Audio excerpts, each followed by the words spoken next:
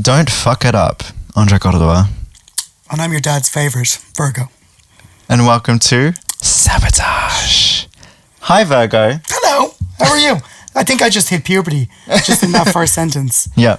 But you know what? We're here. I was going to wear the glasses, but I'm actually going to take them off now. Yeah. It was a moment. I meant to say I was half expecting you to flip them off as you introduce yourself. I've already knocked the mic and spilled my drink over my lap, so let's not do any stunts in Let's this not moment. pretend like you're a classy queen. You've seen me. Yeah. Don't let this fool you. Yeah. Loving the new wig.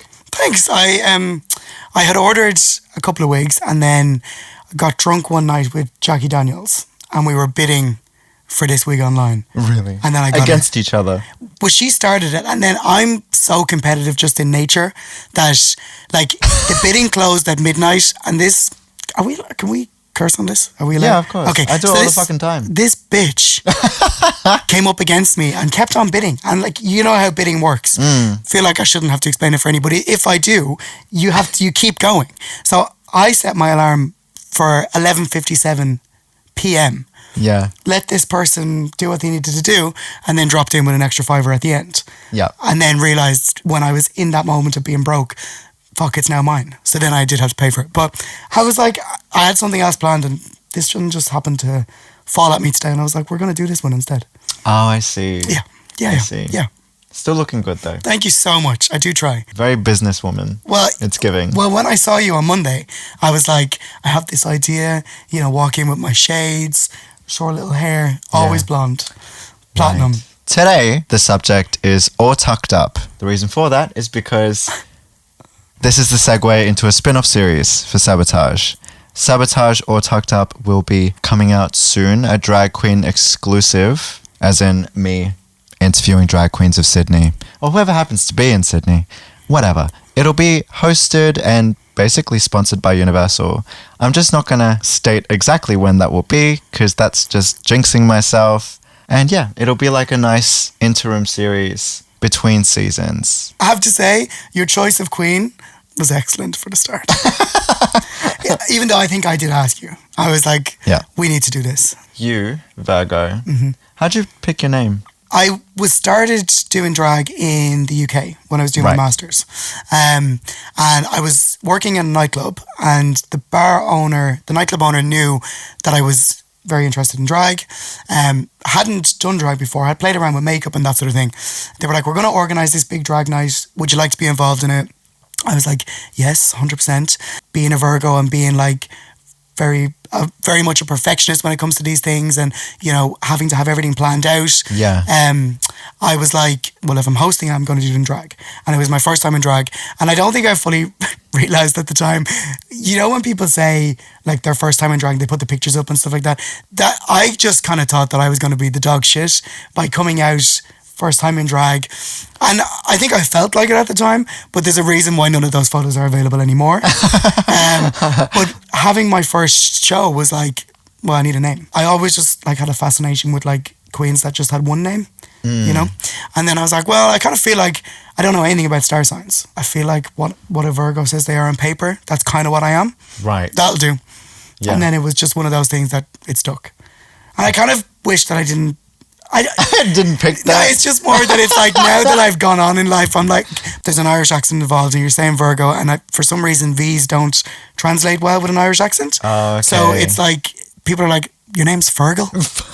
Or Fargo, like the movie? And it's like, so I always get Fergal or Veronica. And I'm like, no, it's neither. That's not even close. But it's also gets to the point where you're like, I'm done explaining it. Like, I'm just going to be like, yes, my name is Fergal, Yeah. But you're like, yes, I am one of the Veronicas. Yes, I am that. Whatever you want to call me. Like, I honestly, and then the follow-up question is always, are you a Virgo? Yes. I feel like you've asked me that. No, I haven't. Oh, have you not? Because I don't care. But I've heard people ask you that though. I've literally been present when people have done that. And it's like, to me, that just... But again, maybe it's kind of dumb. Yeah, but also I think it would be hilarious if I wasn't. Yeah, it would be. And I was like, well, actually, I'm a Scorpio. Yeah. Do you know what I mean? But no, I am a Virgo. It would definitely be funnier if you weren't. Just one of those, yeah. When I was coming here today, I'm standing on the side of the road, right? I see the Uber coming. I'm like, hello. And he pulls up and I can see he's looking at me, and I'm like, I know my profile picture or my name on my Uber app doesn't add up to what he's seeing right now. And I got in, he was like, what's your name? I was like, it's Luke. You said you began in the UK. Well, how did you get into drag? This program coming up where it was Drag Race. But at the time I was like, I have no idea what I'm watching. I feel like I shouldn't be watching this. This almost feels like, yeah, taboo. Yeah. Younger than that as well. Like I remember going on like a school trip and having like this fascination with like makeup and stuff, buying a red lipstick. And then and baby wipes. And then I would go home and I would just practice the red lip and then take it all off and try again the following night. But it would only be when everybody would gone to bed. Right.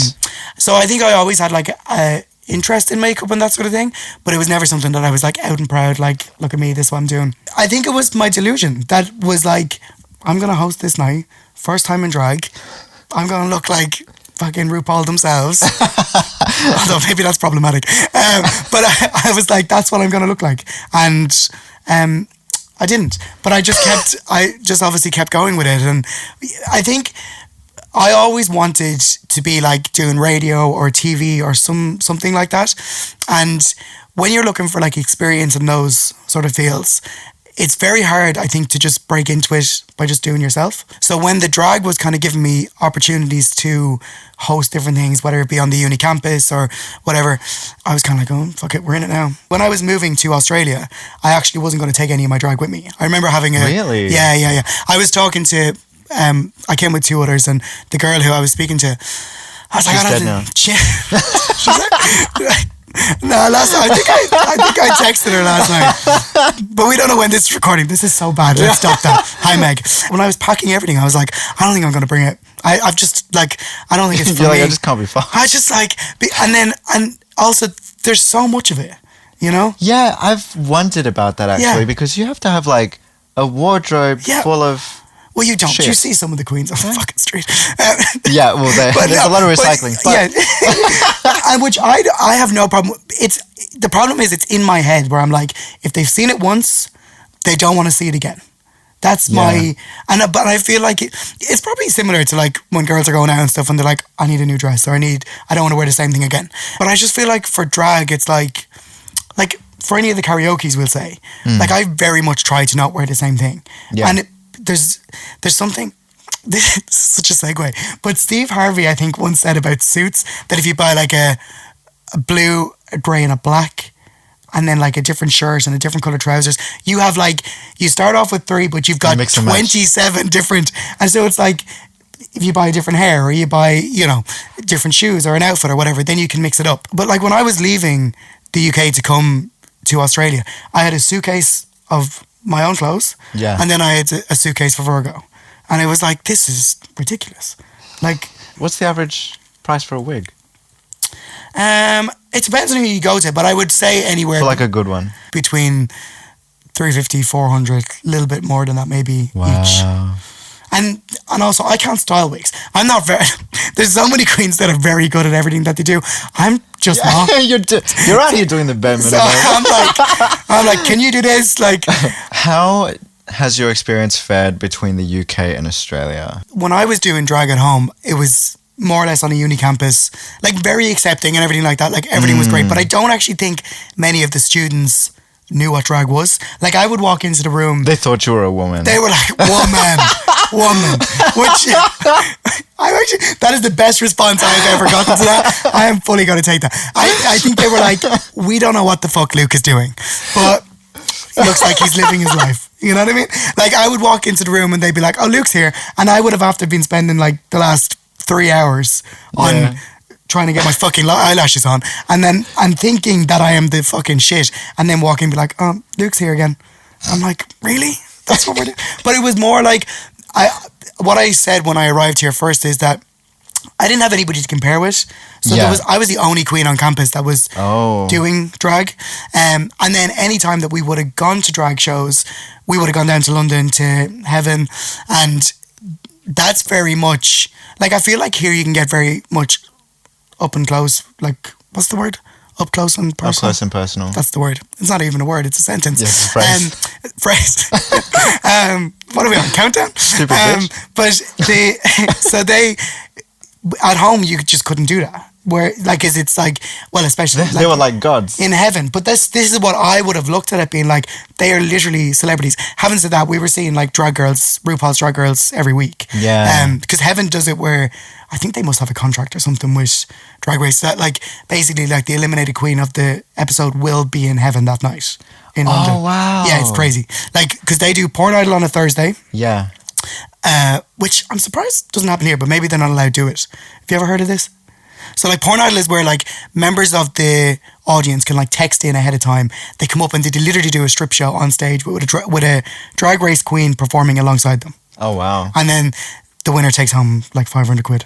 Jeez. Which is the conversion on this and like girl maths is about $1,000. Oh, absolutely. Yeah. Yeah. Like so, I mean, you do have to get your ticket out on stage.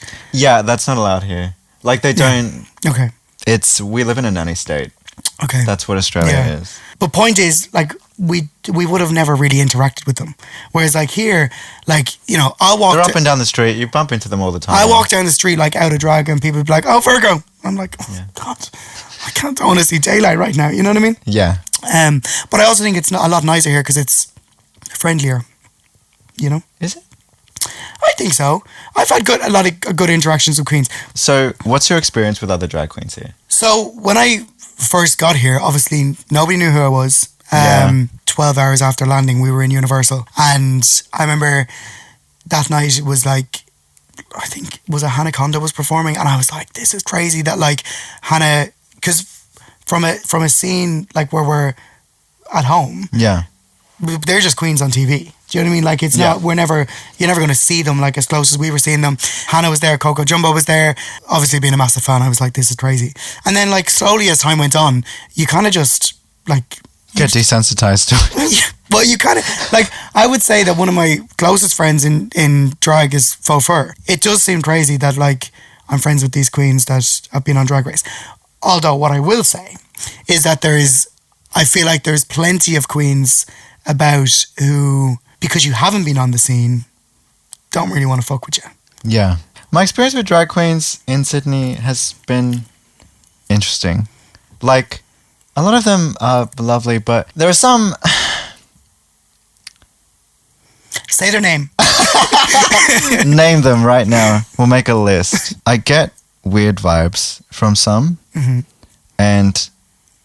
part of me wonders, is it due to this thing where some drag queens create a persona when they're in drag, right? Like, is it that, or is it you as a person? Like, that's where I begin to feel distrustful of certain queens because I'm like, all right, well, I don't really buy that you're being nice to me. Yes. It doesn't feel genuine. And listen, on a serious level, I think when I had this whole phase where in the UK, certain people were holding my drag to such a high level because it was the only drag that they knew. Yeah. And I would say that in drag, I'm out there, I'm loud, I'm a big character.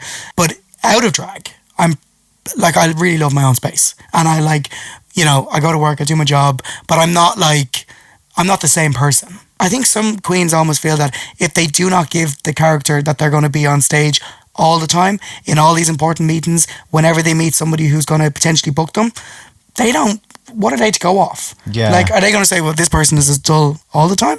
You know, so I do think there's people that do get, and queens in particular, that get trapped into that whole psyche of having to play the character. Yeah, to be this persona. Yeah. And it affects their actual persona then, because they're not happy as the person that they are when they take it all off. Yeah, it would be a lot on your mental health. Yeah, yeah. And not to make it depressing or anything like that, but it's important to find a balance and to be able to, when you take it off, to still be as obsessed with the person that you are when you're in drag. Yeah. You know what I mean? Yeah. And it's very hard to do that. I don't feel like that all the time. But I do think that goes back to what you were saying about affecting people's persona and how they come across. Or maybe they're just a cunt. Yeah. Some I know would love to come on the podcast, but I'm thinking, bro, if I can't have a conversation with you out in the world, then what makes you think I'm going to have the confidence to have a convo with you in this setting? Like, that was a big part of even something that I had to consider when you asked to be on, because I was like, we hadn't known each other very long at the time. And after a while, I was like, okay, cool. We vibe, and I know that we can actually chat about stuff. You seem real to me. Like, I don't want any of that fake shit. Somebody came to my karaoke a few weeks ago and they were like, "You're such a bloke," and I was like, "I know," and it was a friend, so it was fine. And then I kind of thought about it. I was like, "Probably am." Like like I might look like this right now, but like I'm not giving man in a dress. It's giving. I was about to repeat what you said, and I'm like, it is entirely not giving a man in a dress. There is some people that give men in a dress or men in a wig, but I don't think I'm one of them. Delusion. Because when you're performing yourself, like just because it's not drag, yeah, like you probably also I get people who play come up to the character as well. Well, I don't play up to anything. I'm very much myself because that's what I am in like everything that I do, whether it's my music or whether it's here. And I've had people make assumptions about what I'm like purely because I do those things. Mm-hmm. They think that I'm like up myself, or I think that I'm famous or something. That's something I heard from someone else. They're like, and I literally, when I was talking about the podcast that I was going to do today, I was like, I'm going on this podcast with Andre. He's like a singer. He's got like new songs out, and he's got like 34,000 followers on Instagram.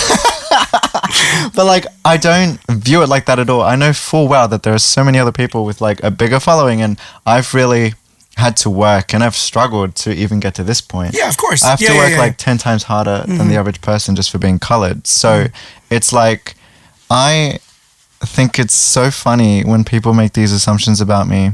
And I've heard it from some drag queens too. This is where I get iffy with some of them, because it's like either they're perpetuating this rumor or they're just passing it along. But a while ago, I haven't heard it recently, but a while ago I heard someone say like, "Oh, like I heard you were, you know, a bit crazy, like a bit on that side." And I'm thinking, okay, that's really fucking rude. Like, not from them, but the fact that there are clearly people in the gay community who are more than happy to disparage a disabled person of color. It's like, okay, whether you know it or not, I have disabilities, and you're just narrow-mindedly abusing that. Like, and be that as it may, that just kind of makes you a shit person, but like, it's sad. I mean, I've had to learn to be cautious around people. God knows, I'm so fucking naive when it comes to like wanting to trust others. Yeah. And so even when I have people come up to me like, "Oh, I've heard your music," or "Oh, I love your podcast," I get that a lot now. I'm always myself. I'm polite and I'm nice and I'm like, "Thank you, I genuinely appreciate it." But at the same time, I have to be like, I'm sorry. Sorry, you were in a really deep moment there, and I've just knocked it. I have to be mindful of what people then go off to say. I don't personally care, but I have a brand. Yes, I have of course. An image. Yeah. I care about my career. Like, I've worked real fucking hard for this. I'm still trying to like break through, go viral, have my work, my music, my effort appreciated. The last thing I need is to waste time with some other dickhead who's like just trying to talk shit. Yeah. With drag, what do you see for your future? Do you have any like plans or aspirations with your drag, or you're just content being a host and things? I had this because I presume I can say this. By the time that you're watching this, I will be doing my 88 days regional work because I'm leaving tomorrow to do it. So another part of my whole growing up side of things was my family were always involved with horses. Yeah. So I'm going back to do my farm work with horses. You're going back to your roots. Going back to my roots. And I just think the whole... Like, I know what I'm doing when it comes to it, but I just think it's... I can't tell if it's like fucking ridiculous or just hilarious that I'm going... Like, today, I'm doing this. Tomorrow, I'm going to be shoveling shit. You should do it in drag. But... You could, like... I reckon you could blow up on TikTok. Be like, I have to come out here, do this fucking regional work to stay in this fucking country, and then you just do it in drag. Yeah. And Can you imagine? Like shuffling, like. But yeah. So like, I mean, I don't really know what is going to happen. Like at Christmas time, in my head, I was going home in July. Yeah. because that's when my visa's up. And then I was like, maybe I shouldn't go home. And in order to stay, I've got to do this. So Can you just like not do it and say that you did? See, this is the thing, right? There is people out there who, like, I have heard stories of people who have like done their regional work, like for a company that's based in Melbourne, but they've got a location in bumfuck nowhere. Right. So they've done it, like they've been in the office in Melbourne, and the company has said, "Oh no, they were out in whatever." Yeah. And they've signed it. But my anxiety to that, like, even if it all worked out, like 10 years later, I would be sitting there thinking, you would just what if confess. they fucking, like I would walk in one day and be like, I just want to let you know that 10 years ago, I know that I've got permanent residency right now. No, but that's like, so yes, the answer is yes, you can do that. But for me, I'm like, it's not worth it, because I don't think I'd ever sleep again. I think the worst part of this whole process in terms of getting a job and all that has been packing up my drag room and just like finding glitter everywhere. I'm sick of it. You're like, I'm retiring. I'm sick of the glitter. I'm just like, I should do a RuPaul. The thing is, if this would have been a desk, I would have been in shorts or tracksuit bottoms. Yeah. You know what I mean? Yeah. Well, you probably would too. Although you wear jeans all the time, don't you? I wear jeans all the time. Does it not get hot? Or No, I mean, look, I'm Latino, so I don't mind the heat. That's true. I can handle that just fine. yeah. See, I'm Irish. Yeah. We don't know what heat is. Yeah. So, yeah. Yeah. Just constantly hot. So, since doing drag and with the areas in drag that you delve into, have you ever felt your safety threatened, or have you generally been fine? Because I imagine this is going to be a topic, I don't know, it could be common amongst drag queens, or it might vary significantly when I start interviewing more of them. But I'm curious as to... I remember one night in the campus bar, and then the nightclub was just beside us, and they were run by different people, and there was this particular night where we were due to have our bingo, and our bingo was like, it was pretty successful. Like the numbers that we were getting in was really good. A nightclub, we'll say, wasn't doing that good. Okay, I'm out of the scene now and there, so if they want to fucking fight amongst it, they can. But when I was there, it was this sort of like rivalry sort of thing. Oh. Although we were always winning. There was never like it was never really. It was a one-sided competition. It really was. Like they weren't getting people in. I started in the nightclub, then they didn't book me, and I went to the bar, and then we took over the bar, and then they got fucked off. Wow. I want to say this in like a very politically correct sort of way, but there was different events that the nightclub would hold that would attract particular crowds. Right. The nightclub was putting on this night that was like not something that would have been particularly friendly or whatever. And my manager at the time was concerned about running the bingo night because of the fact that we might have characters on the campus that may not totally agree with what we were doing. Yeah. And I was like, well, fuck that shit. Like, if anything, now is the night to do it. Like, this is not me shading him at all because he gave me so many opportunities. It was more of a case of just not fully understanding and wanting to be totally okay with, like, making sure everybody was okay. Yeah. You know? But my point at the time was, if these people are not comfortable with it, we're not doing anything fucking wrong. Like, we're literally, we're going to do our bingo nights regardless throughout the rest of the year. We're just not doing it on this night. But, like, why would we not have the drag queen there? You know, whether it's somebody, because there's nothing, I don't think there's anything more fucking enjoyable than being in drag and going up to a group of straight boys and for them to be totally okay with what's going on. Yeah. Because then they're kind of like, it's something that they probably would not go up to necessarily, but it's like, if you can make everybody feel comfortable, including those people that are in the corner who don't fully know what's going on, then why are you not going to do that? I wouldn't say I've ever felt like necessarily unsafe, because usually if I feel like there's a bit of a threat there, obviously it depends on the circumstance, but I'll be like, let's fucking go. Maybe I'm just angry, but I just think, like, no, I'd be the same. Yeah. I'm like, I'll fucking fight you, bitch. I don't give a fuck. Do you know what really fucks me off though? And it's actually kind of hilarious though at the same time. The amount of times that I have been waiting for an Uber and the Uber pulls up, takes one look and cancels the ride and keeps driving. It has happened to me Yes, yes. It happens all the time. Yeah. It actually happens on Oxford Street specifically. Yes. Because I couldn't tell you the number of times that they've done that to me as well. Do you know, we were out 2 or 3 weekends ago. What did I just hit? Imagine that fella hit me on the head. We were out like 2 or 3 weekends ago, and I hadn't booked the Uber, so it wasn't saying Luke, okay? Yeah. It was one of my mates. And I'm in full drag. Uber pulls up and they're like, Virgo, jump in, go ahead. I get into the back of the Uber, sit into the middle seat, and the Uber driver goes, no. and I was like, the fuck? Was there anything you wanted to let the audience know about your drag and where they can find you? I've always wanted one of these moments. Actually, I'm not going to give you my first Instagram handle because there's a reason I changed it, because it was just too complicated. I remember what it was. I knew you during the time that you changed it. Before I changed it. Yeah. Because that's the problem with having a name like Virgo, You're not like, I was about to say some other queen's name, I'm not going to do that. But like, that's nobody else is going to have taken. Yeah. But like, there's like the 16-year-old girls out there, that are like Virgo. Do you know what I mean?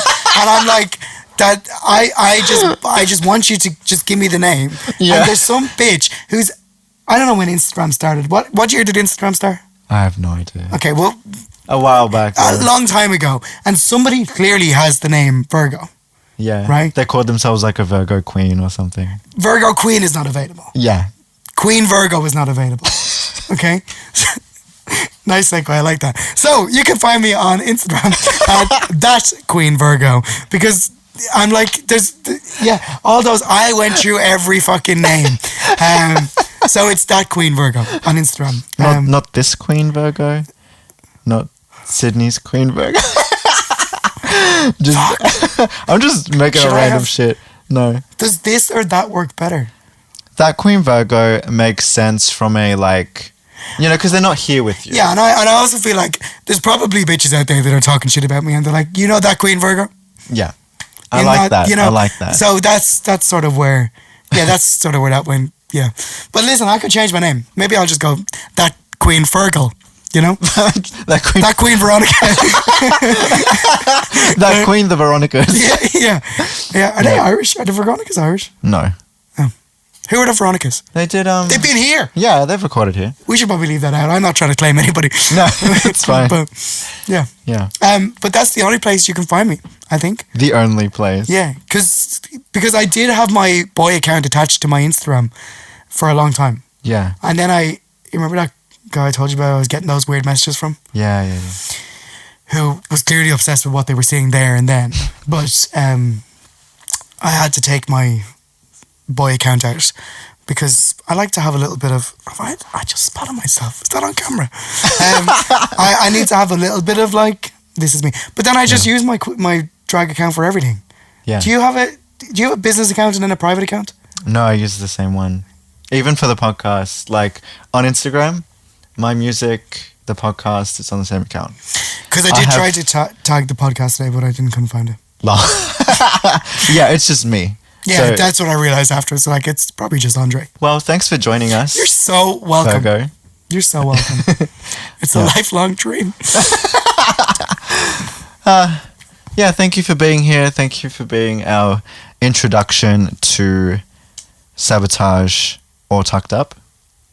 It's such a good name. I know. I thought of it myself. Did you think of that yourself? Yeah. Wow, so good. So good. I'm really clever. You're going to have to, so it'd be interesting to see what these are.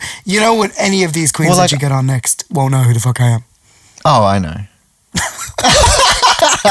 But like, I'll be I will be knee deep in horse shit by the time these next two queens are coming. Yeah. This has been Sabotage. Was that better? And then had to do the St. Patrick's Day parade in the CBD starting at 10 a.m. Okay. So I knew that I didn't have time to take off my makeup and start again. Well, I would have, but I like sleep. So I decided to keep it on and lay in bed with a pillow on either side of my head, like this. And then I tried it on the Monday night previously. Yeah. went to sleep on my back, same position, and then woke up on my face. Right? So I was like, this doesn't really work, but I'm going to try it one more time. And I don't actually think I fully slept on the Saturday night for the Sunday morning, but when I woke up, I was in the same position and I kind of went, am I okay? And then I went to the mirror and I looked and I was like, that is so fine. Like that is so fine. Just a little touch up here and there. But by the time that I took my makeup off at like 1 the following day, so like that's like 13 hours of drag. No, it's more than that. So from 12 p.m, Greg, you're going to help us with the maths here. So from 12 p.m. the previous night till 12 a.m. the following day, that's 12 hours. And then go back 6 is 12 and 6 is 6. 18. What? Oh, I was confused. So it was like roughly about 20 hours of makeup. Yeah. Right? And like my face was like itchy. Felt like it was crawling. Yeah. By the time that I was taking out. But it's fine. I'm going to a house party after this. So I know I'll walk home with like probably one heel. So, so yeah, to answer your question, drag is uncomfortable. Would you ever do drag? No. Have I asked you this question? I've had several people ask me this question because like I know that I look androgynous, so You've just got great cheekbones. Yeah. Have you had any and work I'm like, done? and I'm pretty, no. So, and I'm pretty. Yeah. So like I would look really pretty as I think like you would. a drag queen. Yeah, but and your brows would be so easy to cover. Because I've got big man brows underneath all this. You can probably see. I'm probably cracking on camera as we speak. They'll be able to slow this down and they'll see everything just like dishevel. I would not have put you in drag though. I cannot do anybody else's. But you can barely do your own. Oh, bitch.